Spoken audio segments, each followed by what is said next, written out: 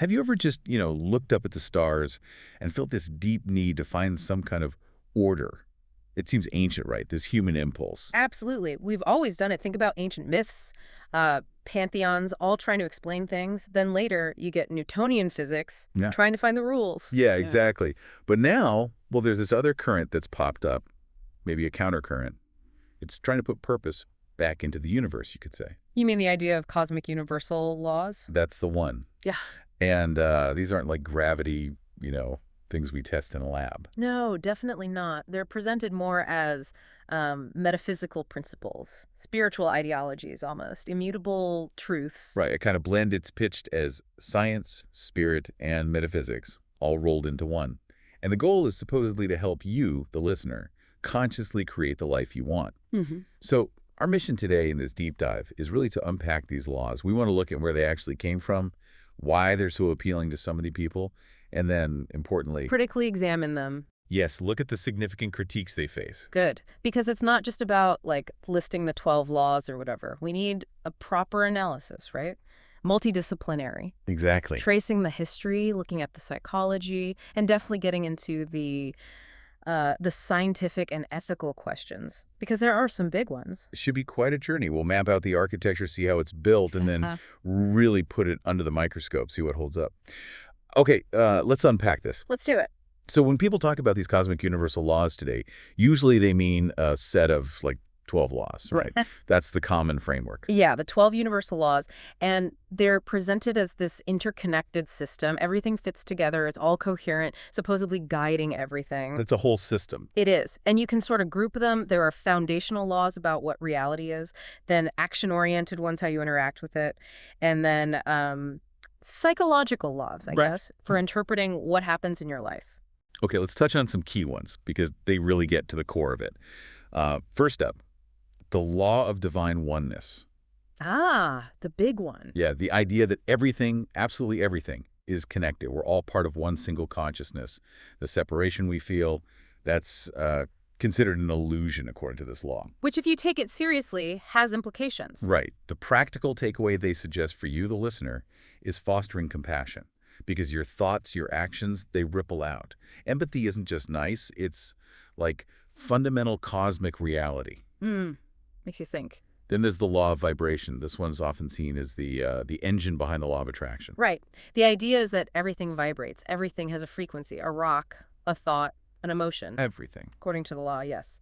And emotions have different frequencies. Love, joy, they're supposedly high frequency. Fear, anger, low frequency. Okay, so the practical application is? Well, the idea is you can consciously raise your own vibrational frequency through positive thinking, gratitude, that sort of thing. Got it. Which leads us straight into the most famous one. The law of attraction. Yep. Thanks to The Secret, mainly. Everyone's heard of this one. Like attracts like. Your thoughts, your feelings, your energy, they supposedly attract similar experiences back to you. So, to manifest something, you don't just think about it. You have to feel it. Embody the feeling of already having it. Become a vibrational match, as they say. And the techniques are things like visualization, affirmations. Exactly. Gratitude journals, vision boards, all tools to cultivate that feeling state. Now, there's another one that seems, well, maybe a bit more grounded. The law of inspired action. Ah, yes. That's often presented as a crucial corrective, actually. Right, so. Because it counters the idea that you can just sit on the sofa and think positive thoughts and, $1 million will land on your lap. Right, which sounds unlikely. So the law of inspired action says, yes, mindset matters, but you also have to do things. Take tangible steps. But crucially, they need to be inspired steps. Inspired? Actions that feel intuitive, aligned with your passion, things you want to do that feel right, rather than just slogging away. Okay, so it's not just wishing. It's wishing and taking aligned action. That makes a bit more sense. It adds a layer of pragmatism, definitely. Another interesting one, the law of correspondence. As above, so below. That's the core axiom. Meaning your outer world reflects your inner world. Your reality is a mirror of your internal state. Precisely. So if you want to change what's happening out there, the place to start is in here, inner work first. So it's like a diagnostic tool almost. That's a great way to put it. Yeah. Look at your life. If it's not what you want, this law says, look inward. What needs adjusting internally? Then the law of cause and effect, which sounds a lot like Karma. Very much so. It's that basic principle. Every action has a reaction. What goes around comes around. Nothing's random. And the implication is mindful living, ethical choices. Right. Knowing that what you put out there, energetically or through actions, will eventually come back to you in some form. Okay. And one more, maybe less known. The law of gender. Yes, this one's a bit more abstract sometimes. It suggests everything has masculine and feminine energies. Not literal gender, but qualities. Like assertive and receptive. Exactly. Assertive, logical, seen as masculine. Receptive, intuitive, feminine. And the idea is you need a balance of both for creation to happen. And there's also something about patience. Yes, the idea of a gestation period. Like planting a seed. Things take time to develop. You can't rush creation. It demands patience. So that's a quick tour of some key laws in the modern 12-law system. But where did this system actually come from? These ideas didn't just appear yesterday, right? Not at all. And what's truly fascinating here is how these modern ideas have such deep roots, particularly if you look back to the early 20th century.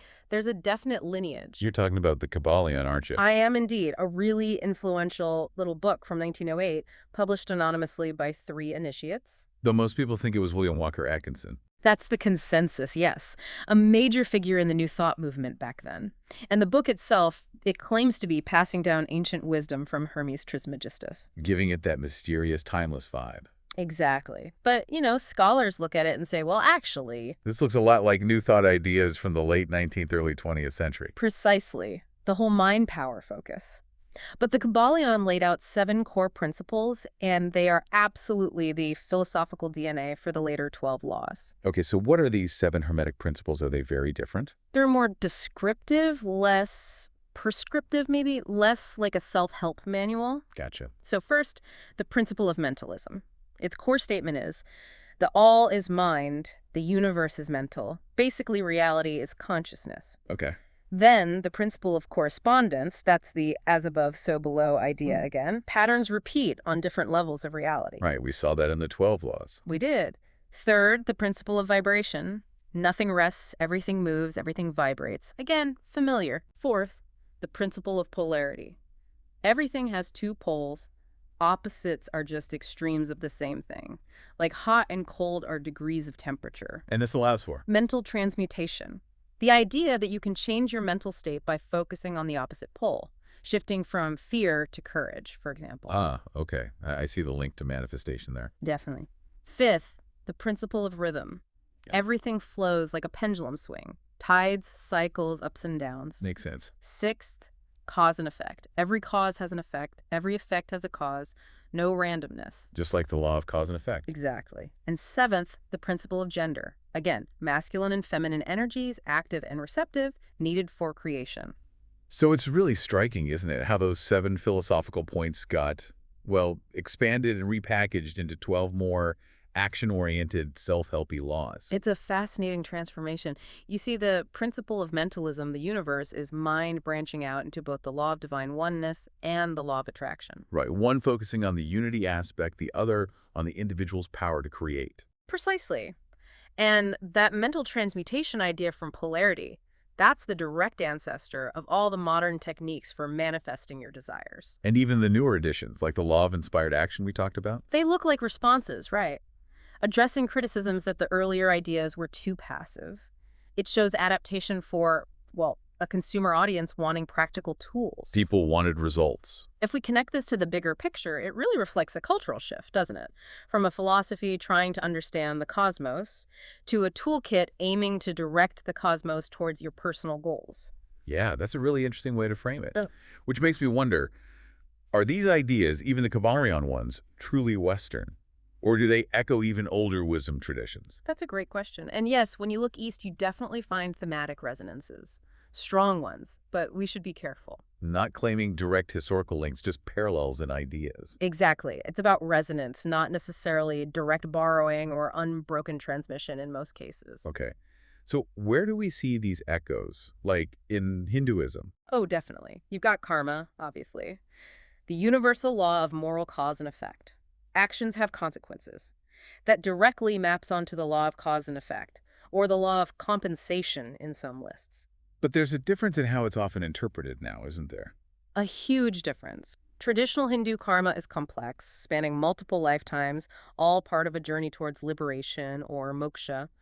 New Age versions often simplify it dramatically into immediate individual feedback. Like you thought a negative thought, so you stubbed your toe. Right, much more instantaneous and personal. Then there's Dharma in Hinduism, the idea of cosmic order, moral duty, your specific path in life. That resonates with the law of rhythm, maybe, aligning with the natural flow. Okay. What about Buddhism?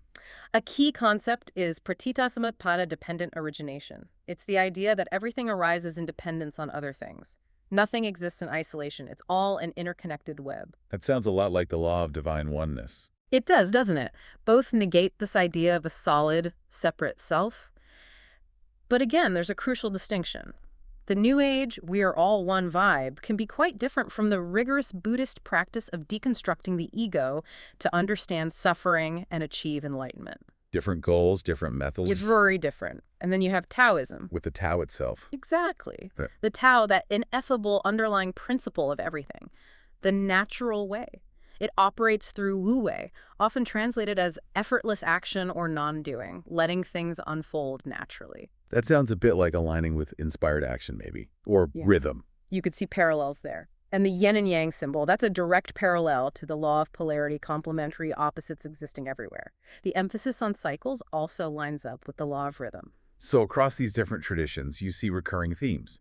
Interconnectedness, cause and effect, cycles, balance. But the pattern seems to be as these ideas move west and get incorporated into the universal laws framework. They get westernized. Kind of. Ancient wisdom, often focused on, say, cosmic duty, community, or letting go of the ego, gets reframed. It becomes more individualistic, more psychological, a toolkit for personal empowerment and getting what you want. And that shift, that reframing, that's where it gets really interesting and potentially problematic. Precisely. Which brings us squarely to the critical perspective. Right. Let's shift gears then. Apply that critical lens. Because these laws are undeniably popular, they have enduring appeal. Why do people believe so strongly, and what are the problems? Well, the psychology of belief here is powerful. These laws tap into really fundamental human needs, don't they? Meaning purpose, control. Control especially, maybe. In a world that feels chaotic. I think so. They offer a coherent story where the universe isn't just random and indifferent, and crucially, they put you in the driver's seat. It's almost like a modern, personalized, maybe even secularized form of religion for some. It gives you that sense of agency. Exactly. It fosters what psychologists call an internal locus of control. The belief that you, your thoughts, your actions, determine your outcomes, not just external forces. And research shows that feeling tends to correlate with higher motivation, better well-being. So it feels good to believe this. It feels empowering. It absolutely can, but how is that belief sustained? Especially when, things don't always go the way you visualize. Ah, okay. This is where cognitive biases come in. Big time. Confirmation bias is huge here. You tend to notice and remember the hits the time you visualize a parking spot and got one, and conveniently forget all the times you didn't. You filter reality to match the belief. Right. It creates this self-validating loop. Then there's apophenia or patternicity. That's our innate tendency to see patterns everywhere, even in random noise. Like seeing signs from the universe. Exactly. A specific number sequence, a feather falling, a song on the radio. These random events get interpreted as meaningful messages, reinforcing the idea that the universe is responding to you personally. And the core claim itself. That thoughts directly change reality. Well, that's where you get into what the sources often call magical thinking, the belief that your internal mental states can influence the external physical world without any known physical mechanism. There's even research correlating belief in these laws with higher scores on scales measuring magical ideation. Okay, so psychologically appealing, maybe reinforced by biases. But what about the claim that these are science? Laws like physics. Yeah, that's a major point of contention. This runs right into the demarcation problem in philosophy of science. How do we tell real science from pseudoscience? And these laws don't fare well. Not really. They often misappropriate scientific language, words like vibration, frequency, energy, quantum physics. They're used in ways that sound scientific but are vague, metaphorical, or just plain wrong according to actual physics. Like the vibration frequency claims. Exactly. Someone claiming thoughts vibrate at, say, 40,000 hertz. That has no basis in neuroscience. Brainwaves operate between, 1 and 100 hertz. It's just borrowing the terminology without the substance. So if you put something like the law of attraction up against a pseudoscience checklist, It ticks a lot of the boxes. The claims are often untestable and unfalsifiable. how so? Because if your manifestation doesn't work, the blame is always shifted back to you. You weren't positive enough, your vibration was too low, you had hidden subconscious doubts. The law itself is never wrong. Which means you can never disprove it. Precisely. There's a heavy reliance on anecdotal evidence, personal stories, testimonials rather than controlled, repeatable experiments. There's an absence of progress. The core ideas haven't really changed or been refined based on evidence in over a century. And often there's a reversal of the burden of proof. Meaning they ask skeptics to disprove it, rather than providing the evidence for it. You got it. All classic hallmarks of pseudoscience. Okay, so scientifically questionable. Yeah. But then we get to what you called the shadow side, the ethical concerns. Right. And this, for many critics, is the most serious and damaging part. It's the problem of victim blaming and toxic positivity. Because if you create your entire reality with your thoughts, Then the inescapable logic is that you are 100% responsible for everything that happens to you, every misfortune. even things like accidents, illness, Yeah. abuse. Yes. The extreme versions of this ideology suggest that victims of accidents, financial ruin, assault, serious illness like cancer, even victims of war or systemic oppression, somehow attracted those experiences through their negative thoughts or low vibrations. Wow. That completely ignores external factors, doesn't it? Yeah. Other people's choices, random chance, societal structure. Erases them. All responsibility collapses onto the individual's internal state. And that leads into toxic positivity. Which is, The relentless pressure to only be positive, to suppress or deny negative emotions like sadness, anger, grief, fear. Because in this framework, those feelings are seen as dangerous. They're low vibration states that will just attract more bad things. so you're not allowed to feel genuinely upset or angry about something awful. Not really. You're supposed to immediately transmute it, find the silver lining, be grateful, which can be incredibly invalidating and psychologically harmful. People need to process genuine emotions. And this even extends to avoiding others who are suffering. Troublingly, yes. Some proponents advise limiting contact with people who are sick, poor, or struggling, supposedly to protect your own energy and manifestation efforts. It's fundamentally anti-compassionate. It sounds like a harsher version of the just world hypothesis. It really does. The idea that the world is fundamentally fair, so if something bad happens to someone, they must have deserved it in this case because they thought it into existence. It offers a brutal explanation for suffering and can deeply re-traumatize people who've been through hardship. Okay, that's quite dark. And there's one more piece to this puzzle. The commercial aspect. Yeah. The spiritual marketplace. Absolutely crucial. These laws aren't just ideas, they're often products. Spirituality itself becomes a commodity. Books like The Secret, obviously, but also Films, coaching programs costing thousands of dollars, seminars, apps, crystals, merchandise. You can buy your way to enlightenment or manifestation, supposedly. and this connects to other trends. Definitely. It aligns perfectly with consumer capitalism, spiritual fulfillment as just another product. It also overlaps heavily with the prosperity gospel, the idea that wealth is a sign of God's favor, or in this case, spiritual mastery. And it fits neatly with neoliberal ideology, too, How so? by emphasizing extreme individual responsibility. If you succeed, it's all down to your mindset. If you fail, it's your fault for not thinking correctly. Systemic factors like poverty, discrimination, lack of opportunity, they tend to get downplayed or ignored. And within this marketplace, Hmm. there's also the issue of appropriation. Yes, significant cultural appropriation. Concepts ripped from their original context, karma, yoga, meditation from dharmic religions, aspects of shamanism from indigenous traditions, they get simplified, stripped of their depth and nuance, repackaged, and sold. Often by Western practitioners to a largely Western audience. Right, and this has drawn strong criticism, understandably, as cultural theft or spiritual exploitation, trivializing practices that are sacred to others. So pulling all these threads together, it's complex. Cosmic universal laws seem to offer something deeply appealing psychologically. A sense of control, meaning empowerment, genuine benefits for some, no doubt. But at the same time, they rest on shaky scientific ground, essentially pseudoscience, and carry some really troubling ethical baggage. That's the duality, exactly. There's this tension between subjective experience, it works for me, and objective evidence-based reality. The personal benefits might be real for some individuals, helping them feel more optimistic or resilient. But that comes at a potential cost. A potentially high cost, yes. Especially when these subjective feelings are presented as objective, immutable laws governing the entire universe, and when that leads to victim blaming or denying difficult emotions. The danger then isn't just being wrong about physics.